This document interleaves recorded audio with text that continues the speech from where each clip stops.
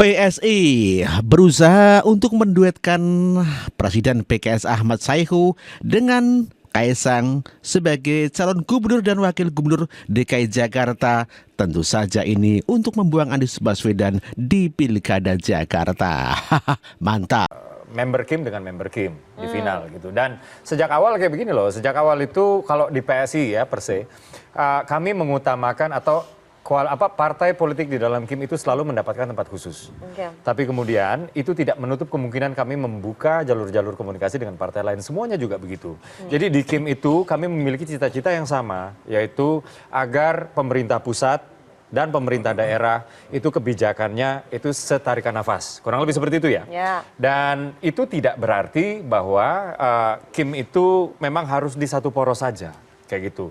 Tapi kita usahakan di satu poros. Kurang lebih seperti itu ya. Jadi nggak tercapai ya. Kurang lebih seperti itu. Ya? Kalau disebut misalnya kayak gini, All Indonesian Finals itu artinya si A melawan si B, si A dan si B sama-sama orang Indonesia. Itulah All Indonesian Finals. Yang menang in the end adalah Indonesia. Nah, All Kim Finals yang dimaksud di sini misalnya memang harus ya berkontestasi di sini adalah poros A dengan poros B, yang dimana poros A adalah Kim, poros B adalah Kim. Yang menang tetap Kim akan pada akhirnya nanti gitu. Jadi semuanya fine-fine aja. Tadi yang dimaksud dengan ketegangan tadi saya pikir dengan PKS sebenarnya. Ya sempat agak tegang sedikit ya karena PKS menyebutkan bahwa Pak Presiden yang dalam hal ini Pak Jokowi menyodor-nyodorkan nama Mas Kaisang ke partai politik yang dimana itu kami bantah, bahkan Mas Kaisang sendiri menyebutkan bahwa Pak Sohibul Iman berbohong ya secara jelas ke media ya. Namun kemudian semuanya cair dan ini semuanya demi kebaikan bangsa ini supaya nggak terlalu tegang. Ini jadi datang ke PKS ingin minta dukungan apa di Pilkada Jakarta apa Pilgub Jateng? Seperti yang tadi dikatakan ya bahwa Pak Saiku ya mengatakan bahwa Mas Kaisang ini elektabilitasnya gile bener di Jawa Tengah kayak gitu. Lalu dibalas oleh Mas Kaisang bahwa sekelas Pak Saiku ini, pemimpin partai dengan 18 kursi di Jakarta, seharusnya nggak maju sebagai wakil gubernur partainya atau kader partainya. Seharusnya maju sebagai gubernurnya yang dalam hal ini adalah Pak Saiku. Nah, saya sih sebenarnya kalau misalnya PKS kemudian mengiyakan, oke, bisa gitu. Saya akan bisikin Mas Kaisang, udah majuin aja Pak Saiku yuk, kita sama Pak Saiku barengan. Tapi tetap sama Mas Kaisang? Iya tetap sama Mas Kaisang lah. Jadi PKS sama PSI gitu ya? Kita lihat aja nanti. Jadi apapun daerahnya tetap harus ada pokoknya Mas yang menang Kaisang. adalah Partai Kim lah. Sebelumnya, Presiden PKS meminta Ahmad Saiku sebagai Presiden PKS untuk maju di Pilgub Jakarta dikarenakan sebagai pemenang pemilu dengan 18 kursi di DKJ Jakarta. Saya tidak menyodorkan nama saya ke DPP PKS untuk mengenai koalisi yang akan segera dibangun oleh DPP PKS yang mengusung Pak Anies dan Pak Sohibul. Itu nanti akan kami bahas kembali di PSI. Tapi ya ini menurut saya pribadi ya Pak Presiden PKS nih sebagai pemenang pemilu di Jakarta punya 18 kursi, saya rasa sebenarnya nih Pak Presiden PKS ini harusnya yang menjadi gubernur. Ya, itulah Kaisang yang meminta Presiden PKS untuk maju sebagai gubernur, bukan mengusung Anies Baswedan sebagai calon gubernur, padahal Anies Baswedan adalah bukan kader PKS. Sebelumnya, Presiden PKS mengatakan menarik soal duet Anies Kaisang, namun demikian semua masih bisa dibicarakan. Ya sangat menarik, tetapi semua kan dalam kerangka kalau dalam di PKS itu harus diputuskan dalam musyawarah. Musyawarah di DPTP. Nah, hanya saja di musyawarah DPTP yang lalu keputusan yang sudah dikeluarkan adalah tadi Anies Sohibul. Ya tentu kita kalau memang ada usulan-usulan baru, tentu kita harus bahas kembali di DPTP apakah menyetujui atau tidak. Ya, jadi ini yang mekanisme yang ada di PKS saya kira sudah jelas seperti itu. Tapi kan masih sangat terbuka untuk daerah-daerah yang lain juga kita bisa bersama-sama antara PKS dengan PSI. Itulah Presiden PKS yang mengatakan bahwa akan ada kerjasama antara PKS dengan PSI di dalam mengusung Cagup dan Cawagup. Hubungan Sekjen PKS Abu Bakar Al-Habsyi dan Ketua Umum PSI Kaisang Pangarep tampaknya sudah membaik nih. Setelah Kaisang dan rombongan elit PSI mendatangi kantor PKS di Jakarta Selatan pada 8 Juli 2024. Abu dan Kaisang saling beradu pantun pada momen jumpa pers. Beli rendang di dalam rantang, berangkat saat matahari siang.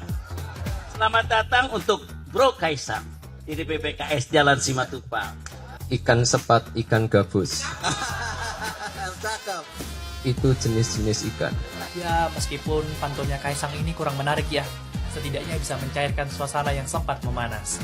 Seperti diketahui, Abu dan Kaisang sempat silang pendapat tentang adanya dugaan cawe-cawe Presiden Jokowi di Pilkada 2024. Kala itu, Abu menuding Jokowi menyodorkan nama Kaisang ke sejumlah partai untuk diusung maju Pilkada. Pemandangan menarik hari ini di mana Ketua Umum PSI Kaisang terpantau berkunjung ke kantor PKS dan bertemu dengan para petingginya. PSI bilang kalau Kaisang hadir untuk memenuhi undangan dari PKS. Agendanya silaturahmi sekaligus juga membicarakan potensi kolaborasi ke depannya. PKS dan PSI berkolaborasi? Cukup menarik karena selama ini kita tahu bahwa PKS dan PSI itu ibarat minyak dan air yang tidak mungkin bersatu. Tapi yang namanya politik dinamis. Jika benar PKS berkolaborasi dengan PSI, saya rasa PKS telah mengorbankan kredibilitas mereka sebagai partai yang selama ini dikenal sebagai partai oposisi pemerintah dan akan membuat PKS tidak bedanya dengan partai-partai lainnya yang akhirnya merapat pada kekuasaan demi jabatan. Jika benar PKS berkolaborasi dengan PSI di pilkada manapun ataupun di pilpres nantinya, apakah kalian, khususnya kalian para pendukung PKS, masih akan tetap mencoblos ataupun mendukung PKS? Coba komentar.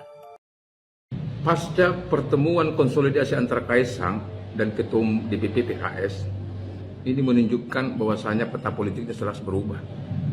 Ya, yang dulunya PKS itu konsisten sebagai oposisi, ya, mengontrol kepemimpinan Pak Jokowi, sekarang melunak. Sekarang melunak ini. Memang ya sikap politik itu yang harus dirubah PKS ya.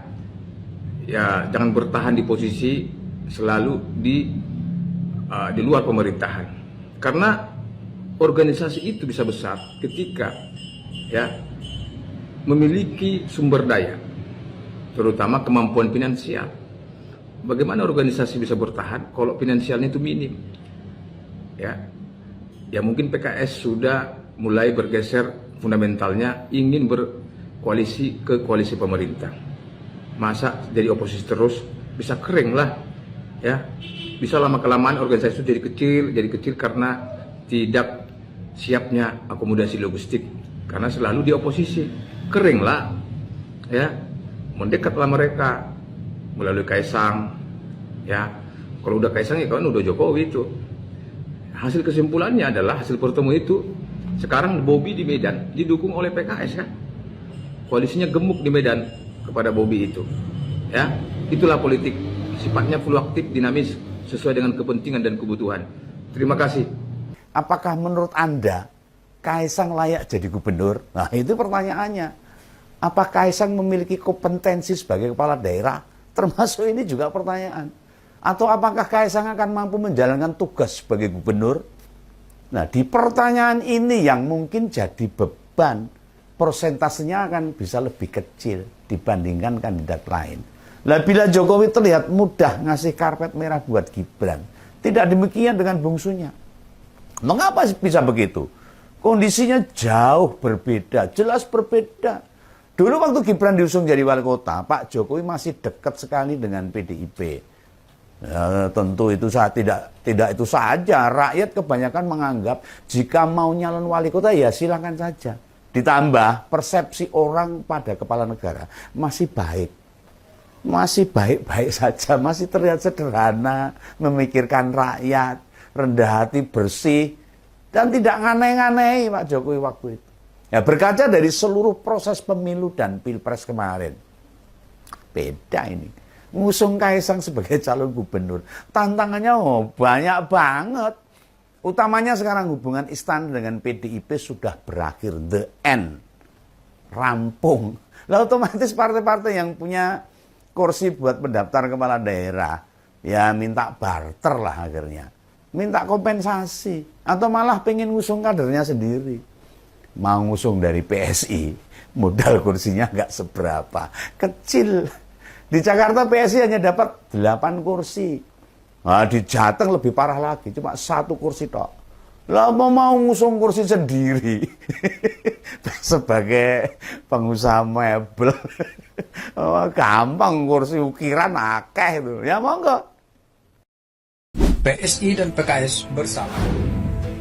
Gua teringat ada satu kalimat mengatakan bahwa politik itu bukan tentang hitam dan putih. Mungkin kata ini cocok menggambarkan situasi sekarang. Situasi di mana adanya pertemuan antara Presiden PKS Ahmad Saiku dan Kaisang. Pertemuan simbolis ini menyepakati adanya koalisi PKS dan PSI di beberapa pilkada. Padahal pemilih mereka di akar rumput ibaratkan air dan minyak yang susah untuk disatukan. Tapi beginilah fakta yang terjadi, mulai dari Nasdem, PKB, dan terakhir PKS. Benar kata para tetua, dalam politik tidak ada kawan dan lawan yang abadi. Yang ada hanya kepentingan abadi toh.